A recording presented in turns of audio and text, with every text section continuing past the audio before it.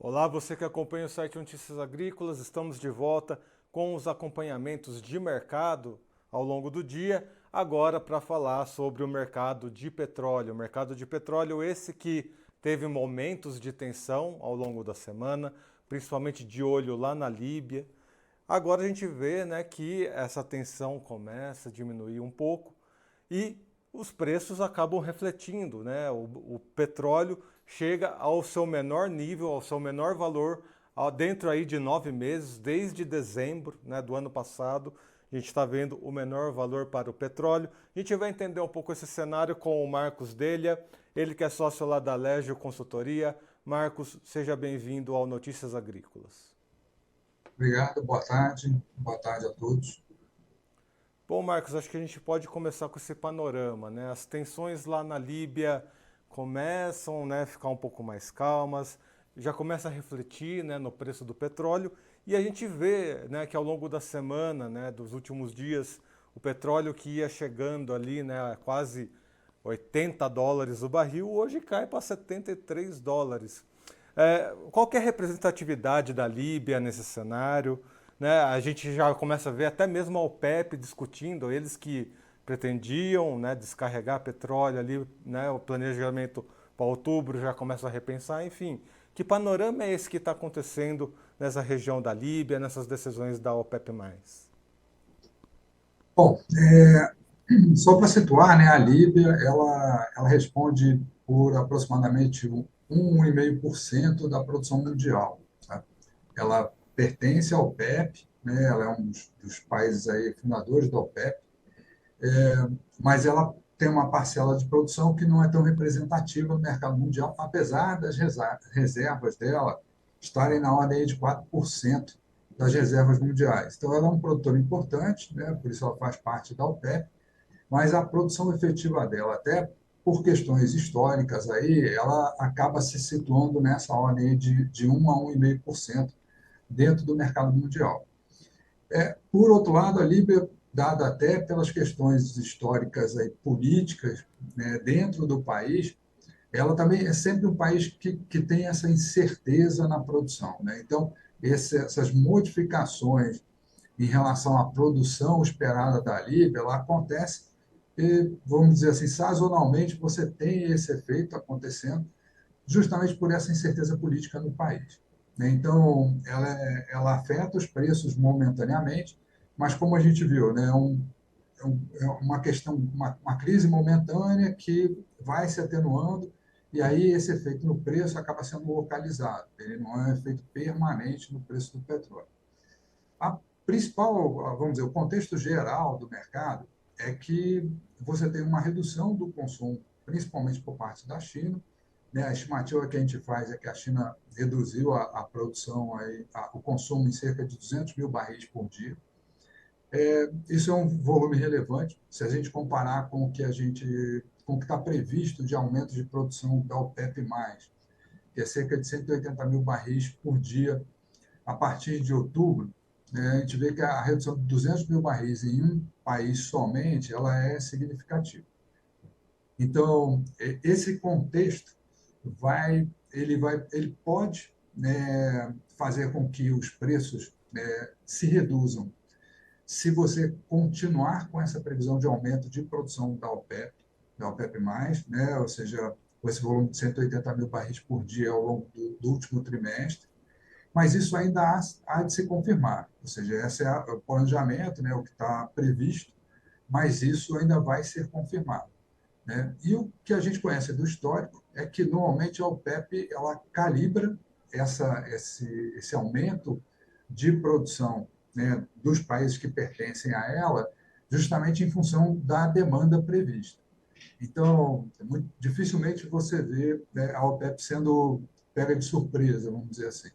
Então, bem provável que ela venha calibrar esse aumento em função dessa redução que está acontecendo na China e também alguma perda no consumo nos Estados Unidos, que são dois grandes consumidores mundiais. Né?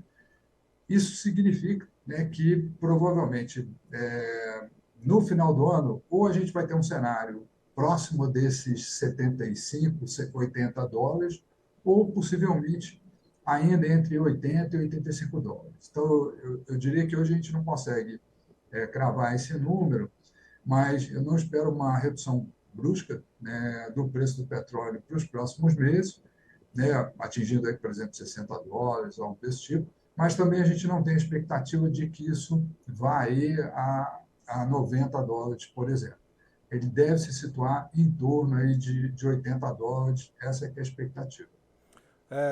Queria explorar um pouco mais essa questão, né? Além das tensões políticas que acontecem lá no Oriente Médio, enfim, tensões até mesmo de conflito bélico, né? A Líbia é um desses exemplos, né? Facções ali competindo pela situação política do país, mas a gente vê exatamente esse outro ponto também, né? Os índices econômicos de países como China, Estados Unidos também nem sempre mostram ali uma boa tendência, né? Às vezes parece que tem um freio de mão puxado, principalmente a China mostra muito bem isso. Tanto que o índice, né, americano, o WTI, também está em queda. Existe uma preocupação, né, de uma certa recessão, né, econômica global. A gente está em período político nos Estados Unidos, tem uma tensão, né, política lá nos Estados Unidos também, né, essa indefinição de quem vai ser o próximo presidente.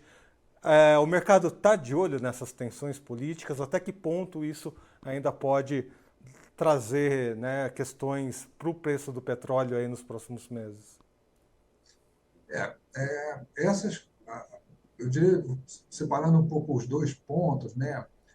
Toda a questão do Oriente Médio, ela é sempre um risco de você, se você tiver um evento, como se discute aí, de um conflito aí regional, isso com certeza afetaria esses preços, né? A gente tem que lembrar que o Irã, ele está no Golfo Pérsico, então, um eventual conflito com o Irã, isso prejudica fortemente o trânsito de petróleo no mundo, né? O Golfo Pérsico, ele é um canal principal para essa movimentação, então isso é sempre um risco, né? Mas o que a gente acompanha do cenário internacional é que acaba sendo um risco limitado, ou seja, os próprios países envolvidos tentam conter, né, essa expansão do conflito, o que faz com que o mercado ainda mantenha essa expectativa de preço em torno de 80 dólares. Né? Então, isso no caso do Oriente Médio. No caso dos Estados Unidos, um fator principal ali nos Estados Unidos é a questão do consumo ou não de estoques de petróleo. Isso faz o preço do petróleo, né, no mercado americano variar. Ele é um fator muito importante para esse mercado. Né? A gente teve algum consumo desse estoque nos últimos meses, mas a gente também está acompanhando agora, no segundo semestre, né, a recuperação desses estoques. Então, isso também faz com que o preço flutue, né, como ocorreu, né, havendo uma queda desse preço, mas ele também se recupera ao longo do tempo. Então, eu diria que são dois fatores separados, né, sendo que a expectativa ainda é de estabilidade também no mercado americano. Mesmo com esses índices que não são tão positivos quanto se gostaria, mas ainda sustentam essa cotação do petróleo. E o petróleo tem uma preocupação, né? É uma fonte, né, de energia fóssil, enfim. Nos últimos anos tem sido muito discutido, né, essa participação do petróleo como fonte energética. E a gente recebe cada vez mais, né, opiniões relacionadas a esse quesito. A mais recente que me chamou muito a atenção é o grupo Goldman Sachs, indicando, né, que o desenvolvimento de inteligência artificial vai tornar a logística cada vez mais eficiente, né? Essa competição com outras formas de energia renováveis. A gente vê aqui no Brasil, né, o desenvolvimento do hidrogênio verde cada vez, né, expandindo horizontes. Enfim, o petróleo ele vai continuar tendo essa participação significativa de mercado, ou a gente vê um futuro, né, cada vez mais de mercado pressionado para essa commodity? A gente, acho que a resposta para essa pergunta é que realmente estamos nesse momento de transição. Então, o petróleo tem sua participação dentro da matriz, né? Porém, essa matriz está recebendo cada vez mais biocombustíveis.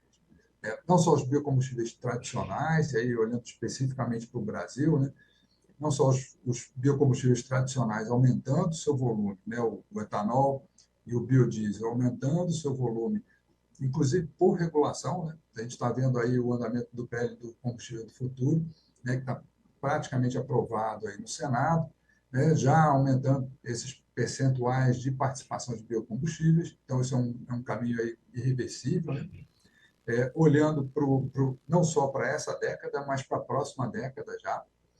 E, por outro lado, a gente tem a necessidade, né, de também criar outros combustíveis para compor essa matriz. E aí a gente vê os biocombustíveis avançados, como o SAF, o HVO, o próprio diesel verde coprocessado também.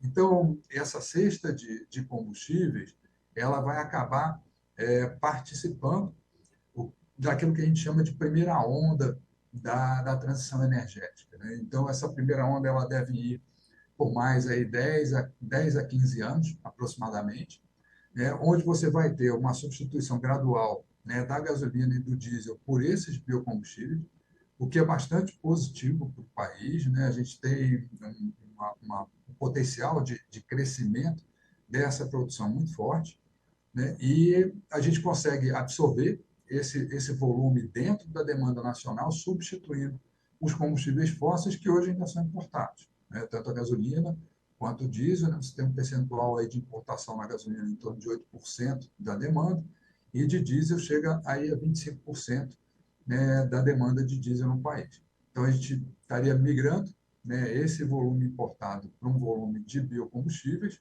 compondo essa cesta aí de biocombustíveis. E numa segunda onda, aí sim, olhando aí para a década de 40, a gente já pode pensar na entrada desses novos combustíveis, como o hidrogênio também. Mas isso com certeza está numa segunda onda para o país.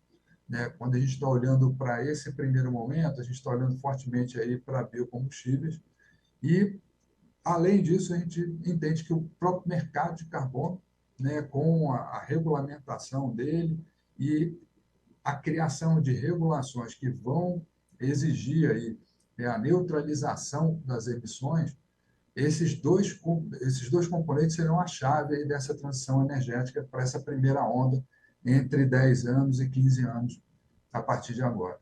Que a gente estava, né, comentando que o Brasil, exatamente, né, por ter uma participação significativa no desenvolvimento dessa cesta, né, de novos combustíveis, principalmente aí com biodiesel, né, os combustíveis verdes, a gente vê também, né, as petrolíferas, né, com atenção, com um foco muito grande no Brasil, com investimentos aí na casa de 18 bilhões, né, previstos até 2027. Enfim, a gente vê que o Brasil chama a atenção, né, desse setor, desse mercado, ao mesmo tempo que avança nessas questões importantes de desenvolvimento de novas formas de combustíveis, né, novas fórmulas.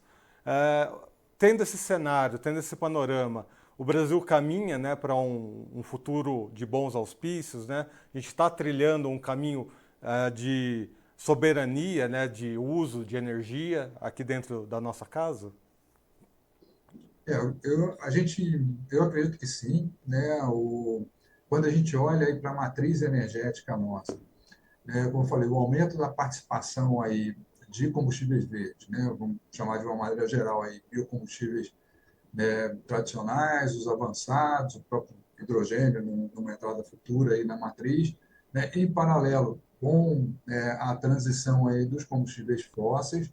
Então, a gente ainda tem aí um bom caminho convivendo com esses combustíveis fósseis.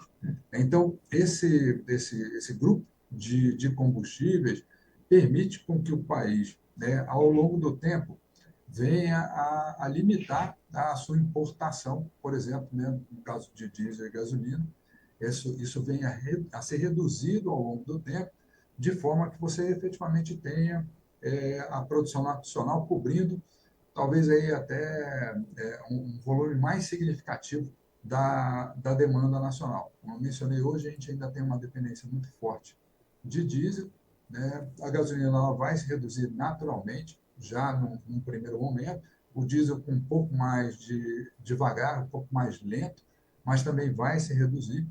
Então, a gente deve realmente ter uma matriz energética onde o país consegue produzir aquilo que ele precisa em termos de combustíveis de uma maneira geral, sejam biocombustíveis ou sejam fósseis, né? E os investimentos em petróleo, eles são explicados principalmente pela resiliência que a gente vai ter em termos de custo, né, para a produção de petróleo nacional. Então, o que a gente espera, né, olhando para um horizonte longo, aí estamos falando aí depois de 2050, o que a gente espera é que alguns produtores, né, que têm um custo mais elevado, eles vão deixar de participar do mercado, e aí produtores que têm um melhor custo de produção, e aí o Brasil está entre eles, assim como, por exemplo, os países do Golfo Pérsico, né, eles têm um custo de produção menor, e isso faz com que você tenha a possibilidade dessas reservas serem usadas mais adiante. Então, a visão de investimento, principalmente estrangeiro, da própria Petrobras aqui no Brasil, é essa, ou seja, a gente tem reservas, essas reservas vão ter uma resiliência, ou seja, elas vão poder ser exploradas ao longo do tempo com um custo, né, interessante em relação ao mercado internacional, e isso justifica os investimentos aqui no país, que é o que a gente vem acompanhando, né? Esses investimentos na produção de petróleo estão principalmente voltados para exportação, né? Eles não estão voltados aí para atender o refino nacional, estão voltados para a exportação de produto mesmo. Muito bem, conversei aqui com o Marcos Delia, lá, sócio lá da Legio Consultoria. Marcos, muito obrigado pela sua participação aqui com a gente. Seja sempre bem-vindo ao site Notícias Agrícolas. Eu que agradeço. Boa tarde. E você que nos acompanhou aqui, né, em mais essa entrevista, lembre-se de se inscrever aqui no canal, ativar o sininho, deixar o like para que cada vez mais pessoas recebam os nossos conteúdos. Afinal de contas, diariamente a gente traz notícias, informações sobre as principais commodities, soja, milho e aqui também petróleo. Afinal de contas, o petróleo ele tem uma parte significativa dentro do agronegócio. Ele é a matriz energética das principais máquinas agrícolas, das indústrias, enfim. Você que nos acompanha sabe muito bem a importância desse mercado dentro do universo agro. Muito bem, amigos, eu vou ficando por aqui. Até a próxima. Um abraço.